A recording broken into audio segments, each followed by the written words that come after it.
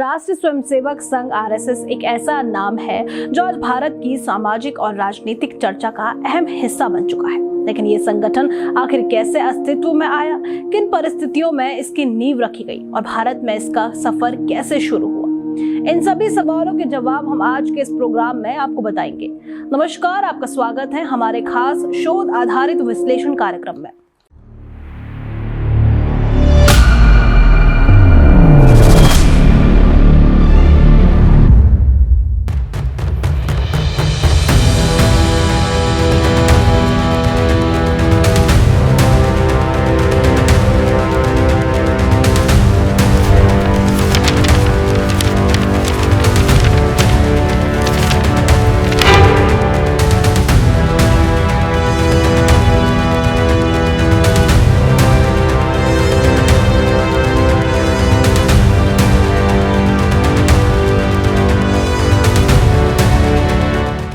हिंदू राष्ट्र घोषित नहीं करना है, वो है ऋषि मुनियों ने उसको राष्ट्र घोषित कर दिया है। हिंदू शब्द आजकल कर वो किसी अधिकृत घोषणा का मोहताज नहीं है। वो एक सत्य है, मानने से आपका लाभ है, न मानने से आपका नुकसान है। आजमा के देख सकते। 27 सितंबर 1925 में विजयदशमी के दिन डॉक्टर केशव बल्लीराम हेडगेवार द्वारा स्थापित आरएसएस की शुरुआत हिंदू समाज में अनुशासन, संगठन और सांस्कृतिक चेतना को मजबूत करने के उद्देश्य से हुई थी, जो एक छोटे से स्वयंसेवी प्रयास के रूप में शुरू हुआ और आज ये संगठन समय के साथ देश का ही नहीं बल्कि विश्व का सबसे बड़ा स्वयंसेवी संगठन बन गया है।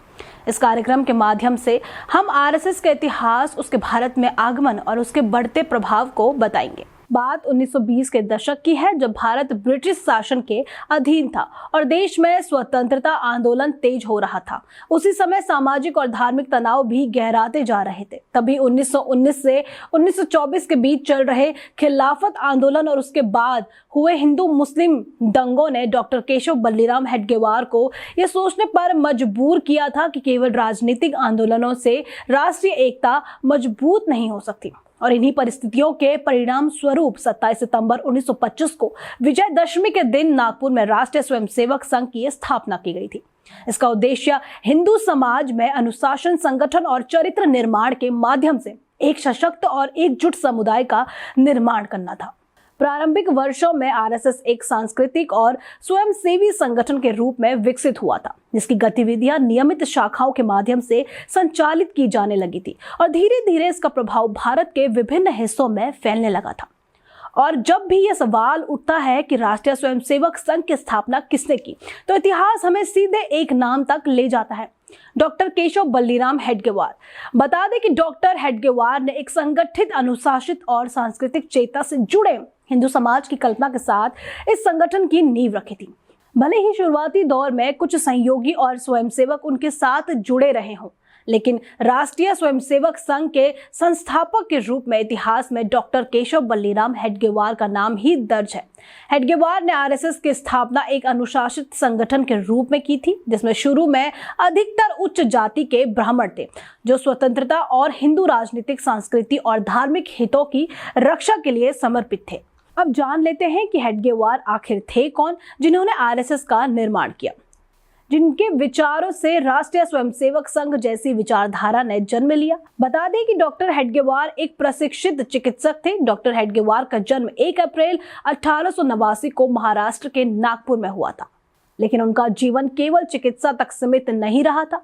वे भारत की स्वतंत्रता के लिए चल रहे आंदोलनों से गहराई से जुड़े हुए थे और कुछ समय तक भारतीय राष्ट्र कांग्रेस के साथ भी काम किया था।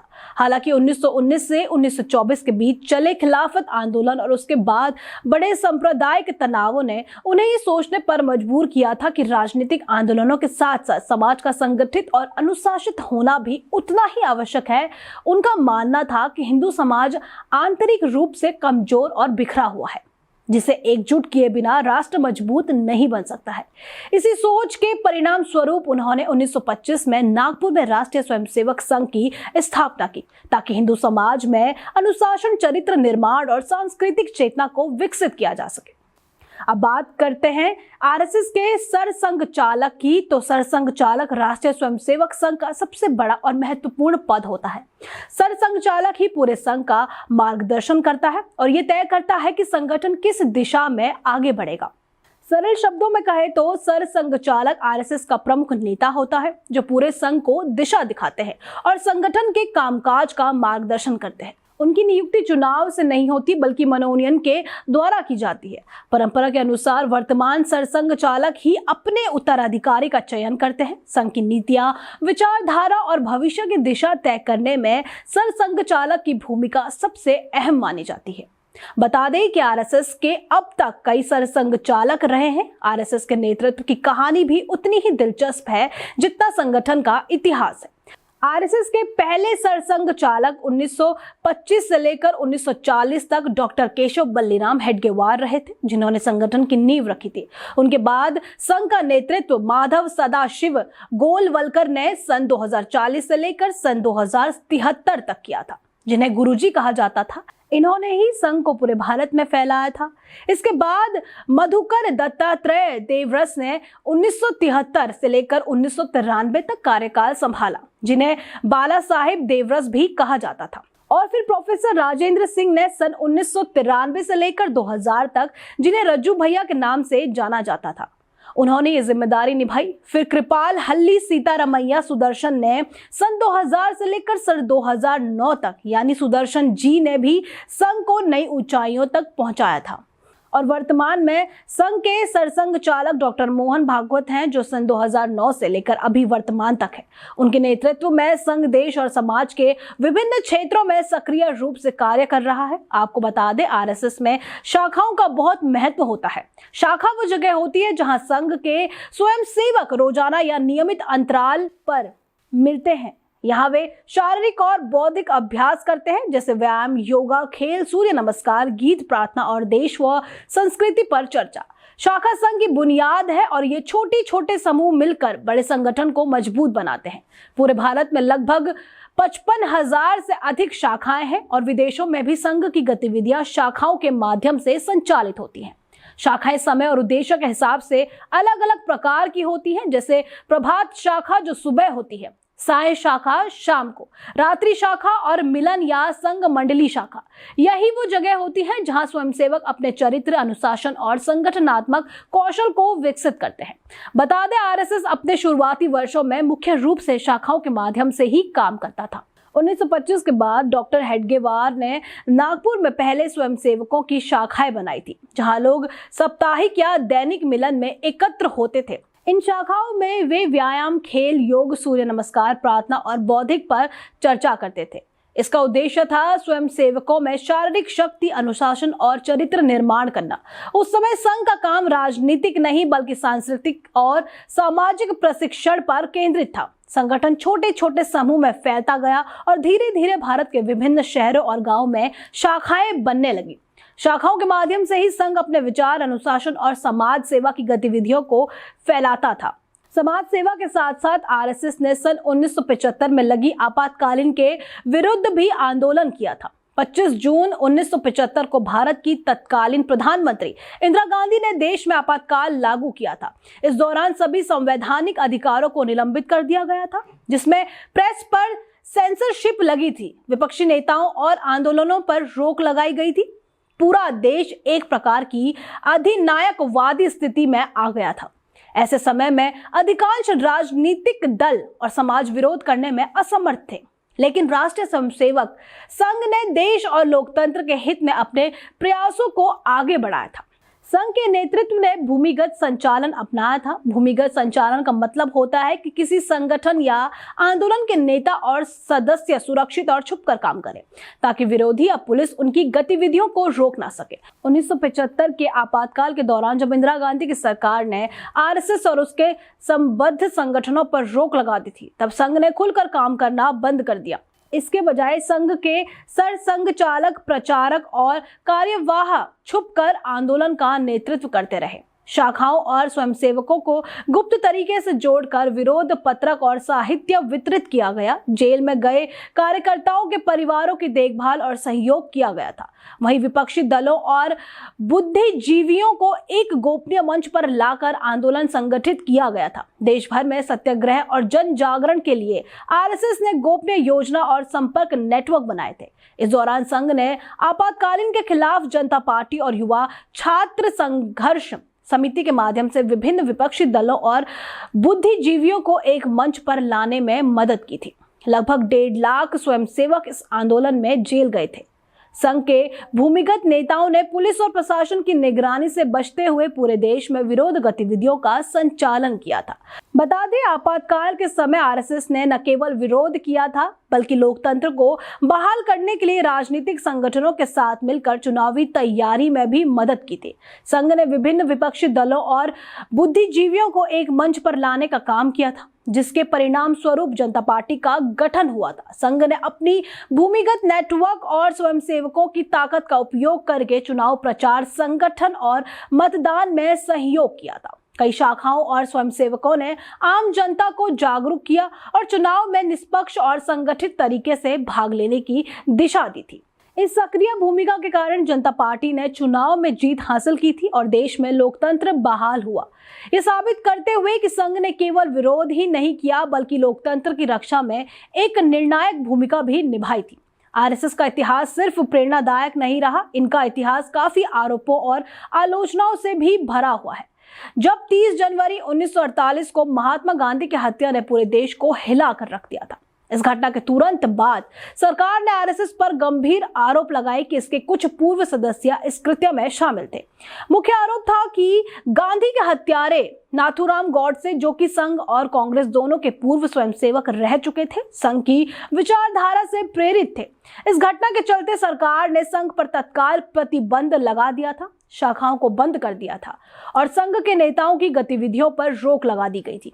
हालांकि संघ ने इस घटना में अपनी साफ गोई और गैर हिंसक रवैये को बनाए रखा था। बाद में गठित शाह आयोग और जांच समितियों ने गहन जांच के बाद संघ को महात्मा गांधी की हत्या में कोई दोषी नहीं पाया था, जिसके परिणाम स्वरूप संघ पर लगाए गए प्रतिबंध कुछ ही समय बाद हट गया था। इस घटना ने संघ को एक सांस्कृतिक और राजनीतिक चुनौती के सामने ला दिया था। संघ ने अपनी गतिविधियों को व्यवस्थित ढंग से फिर से शुरू किया और अपने आदर्शों, अनुशासन और संगठनात्मक मजबूती के साथ आगे बढ़ा था। ये दौर संघ के लिए एक महत्वपूर्ण मोड़ साबित हुआ था, जिसने इसे और भी संगठित और जागरूक बनाया था। राष्ट्रीय स्वयंसेवक संघ की प्रमुख उपलब्धियों की बात करें तो सबसे पहले बात करते हैं 1962 के भारत चीन युद्ध की। उस समय देश संकट में था और संघ ने युवाओं में साहस, देशभक्ति और एकता बढ़ाने का काम किया था। इसके प्रभाव से तत्कालीन प्रधानमंत्री जवाहरलाल नेहरू ने संघ के स्वयंसेवकों को 1963 के गणतंत्र दिवस की परेड में भाग लेने का निमंत्रण भी दिया था। बता दें कि निमंत्रण के केवल 2 दिन की सूचना पर ही 3000 से अधिक स्वयंसेवक पूर्ण गणवेश में उपस्थित हुए थे और संघ की अनुशासन और संगठन क्षमता दिखाई थी। इसके अलावा संघ ने दादरा नगर हवेली और गोवा की स्वतंत्रता में भी सक्रिय भूमिका निभाई थी। 21 जुलाई 1954 को संघ ने दादरा को पुर्तगालियों से मुक्त कराया। 28 जुलाई को नरौली और फिपारिया को मुक्त कराया, फिर सिलवासा को मुक्त कराया, जिसके बाद 2 अगस्त 1954 को दादरा को पुर्तगाल के तानाशाही से मुक्त कराकर संघ ने भारत का तिरंगा फहराया था। और इसी प्रकार संघ के स्वयंसेवकों ने 1955 में गोवा मुक्ति संग्राम में भी अहम भूमिका निभाई थी। लेकिन गोवा में संघ के लोगों को प्रधानमंत्री जवाहरलाल नेहरू ने दखल देने से इनकार कर दिया था। लेकिन फिर भी जगन्नाथ राव जोशी के नेतृत्व से संघ के कार्यकर्ताओं ने गोवा पहुंचकर आंदोलन किया था, जिसके परिणाम स्वरूप जगन्नाथ राव जोशी के साथ साथ संघ के अन्य कार्यकर्ताओं को 10 साल तक की सजा सुनाई गई थी। लेकिन लगातार हालत बिगड़ने पर आखिर में भारत को सैनिक हस्तक्षेप करना पड़ा था, जिसके बाद 1961 में गोवा स्वतंत्र हुआ था। जैसे कि हमने आपको पहले भी बताया कि संघ ने 1975 के आपातकाल के खिलाफ भी भूमिगत रूप से आंदोलन चलाया था। स्वयंसेवकों ने देश भर में जनता को जागरूक किया, विरोध पत्रक और साहित्य वितरित किया था और विपक्षी दलों को एक मंच पर लाकर लोकतंत्र बहाल करने में निर्णायक भूमिका भी निभाई थी। जिससे पता चलता है कि सिर्फ राजनीतिक ही नहीं, संघ ने सामाजिक सेवा और राहत कार्यों में भी महत्वपूर्ण योगदान दिया था। सन 1971 में उड़ीसा और सन 1977 में आंध्र प्रदेश में चक्रवात के समय भी संघ ने स्वयंसेवक राहत और पुनर्वास कार्यों में लगे रहे थे। आपातकाल के दौरान भी संघ के अनुषांगिक संगठनों जैसे एबीवीपी ने जयप्रकाश नारायण के आंदोलन में सक्रिय भूमिका निभाई, जिससे ओडिशा में संघ की राजनीतिक उपस्थिति मजबूत हुई थी। इन सभी उपलब्धियों से स्पष्ट होता है कि आरएसएस केवल एक सांस्कृतिक संगठन ही नहीं, बल्कि देश और समाज के हर क्षेत्र में सक्रिय और योगदान देने वाला संगठन है। बता दें कि शुरुआत में आरएसएस ने भारत के झंडे तिरंगे पर भी तिरस्कार जताया था। आरएसएस के शुरुआती वर्षों में संगठन का मानना था कि भारत का राष्ट्रीय ध्वज तिरंगे के बजाय भगवा रंग होना चाहिए। उनका कहना था कि भगवा रंग हिंदू संस्कृति, साहस और बलिदान का प्रतीक है, जिसको 17 जुलाई 1947 को संघ के मुखपत्र ऑर्गेनाइजर में भी प्रकाशित संपादकीय में इस विचार को रखा गया था। हालांकि स्वतंत्रता के बाद भारत ने राष्ट्रीय ध्वज के रूप में तिरंगा अपनाया था। संघ का ये दृष्टिकोण इस बात का संकेत देता है कि संगठन की सोच में हमेशा से ही धार्मिक और सांस्कृतिक पहचान को महत्व दिया गया है। आरएसएस के लिए भगवा ध्वज केवल एक रंग नहीं था, बल्कि ये साहस, एकता और हिंदू संस्कृति का प्रतीक माना जाता था। आरएसएस के कई प्रमुख नारे भी रहे हैं, जैसे भारत माता की जय, नमस्ते सदा वत्सले मातृभूमि, मातृभूमि के लिए निस्वार्थ सेवा, संगठनवाद सदैव सफलता, जिन सभी का मतलब एकता, अनुशासन और सेवा है। इन नारों के माध्यम से संगठन ने अपने सभी स्वयंसेवकों को देशभक्ति, अनुशासन और समाज सेवा के मूल सिद्धांतों पर काम करने के लिए प्रेरित किया है। संघ की शाखाओं और कार्यक्रमों में ये नारा बार बार दोहराया जाता है ताकि सभी स्वयंसेवक सशक्त, संगठित और जिम्मेदार नागरिक बने। वर्तमान में आरएसएस के संचालन और बदलाव की बात करें तो आज आरएसएस का नेतृत्व डॉक्टर मोहन भागवत कर रहे हैं। उनका मार्गदर्शन संगठन के लिए दिशा निर्देश और निर्णय लेने में महत्वपूर्ण रहा है। संघ की संरचना और शाखाएं पहले की तरह ही काम कर रही हैं, लेकिन समय के साथ कुछ बदलाव भी हुए हैं। आज शाखाओं में खेल, योग, बौद्धिक चर्चा और सामाजिक सेवा पर पहले से अधिक जोर दिया जाता है। इसके साथ ही संघ ने डिजिटल माध्यम और आधुनिक तकनीक का उपयोग करके अपने संदेश और कार्यक्रमों को व्यापक रूप से फैलाना शुरू किया है। संघ अब केवल हिंदू युवाओं को संगठित करने तक सीमित नहीं है, बल्कि देश भर में सामाजिक सेवा, शिक्षा और राहत कार्यों में सक्रिय भूमिका निभा रहा है। इसका उद्देश्य आज भी वही है, एकजुट और मजबूत समाज बनाना। इतना ही नहीं, प्रधानमंत्री नरेंद्र मोदी भी आरएसएस से लंबे समय से जुड़े रहे हैं। उन्होंने संघ में प्रशिक्षण लिया और स्वयंसेवक के रूप में काम भी किया है। बता दें, सन 1978 में मोदी आरएसएस के संभाग प्रचारक यानी क्षेत्रीय आयोजक बने थे और उन्होंने सूरत और वडोदरा में गतिविधियों की देखरेख करी थी। जिसके बाद 1979 में वे दिल्ली में आरएसएस के लिए काम करने गए थे, जहां उन्होंने आपातकालीन के दौरान आरएसएस के इतिहास पर शोध किया था और उसे लिखा था। जिसके कुछ समय बाद ही वे गुजरात लौटे और 1958 में आरएसएस ने उन्हें भाजपा में नियुक्त किया था। संघ ने मोदी में नेतृत्व, अनुशासन और देशभक्ति की भावना को विकसित किया था। मोदी के राजनीतिक जीवन पर संघ का प्रभाव साफ दिखाई देता है। उनके राजनीतिक विचार, समाज और देश के प्रति दृष्टिकोण में संघ की शिक्षा और मूल्य झलकते हैं। प्रधानमंत्री बनने के बाद ही मोदी कई अवसरों पर संघ के कार्यक्रमों में शामिल हुए और इसकी सामाजिक और सांस्कृतिक गतिविधियों को प्रोत्साहित किया। मोदी पर संघ का प्रभाव उनके संगठित और अनुशासित कार्यशैली, राष्ट्रभक्ति और समाज सेवा की सोच में देखा जा सकता है। आपको बता दें कि प्रधानमंत्री मोदी के अलावा कई अन्य केंद्रीय और राज्य मंत्री भी आरएसएस या उसके संबंधित संगठनों से जुड़े हुए हैं। इनमें प्रमुख नाम अमित शाह, जो गृह मंत्री और पूर्व भाजपा अध्यक्ष, राजनाथ सिंह, रक्षा मंत्री, नितिन गडकरी, सड़क परिवहन और राजमार्ग मंत्री, और जेपी नड्डा, स्वास्थ्य और परिवार कल्याण मंत्री के नाम शामिल हैं। इनके अलावा भी कई अन्य नेताओं का संघ या उसके संबद्ध संगठनों के साथ जुड़ाव रहा है। ये सब दर्शाता है कि आज आरएसएस का प्रभाव केवल सांस्कृतिक और सामाजिक क्षेत्र तक सीमित नहीं है, बल्कि राजनीतिक स्तर पर भी दिखाई देता है और देश के नेतृत्व में महत्वपूर्ण भूमिका निभाता है। तो कुल मिलाकर देखा जाए तो राष्ट्रीय स्वयंसेवक संघ एक ऐसा संगठन रहा है जिसने अलग अलग दौर में देश और समाज पर अपना असर डाला है।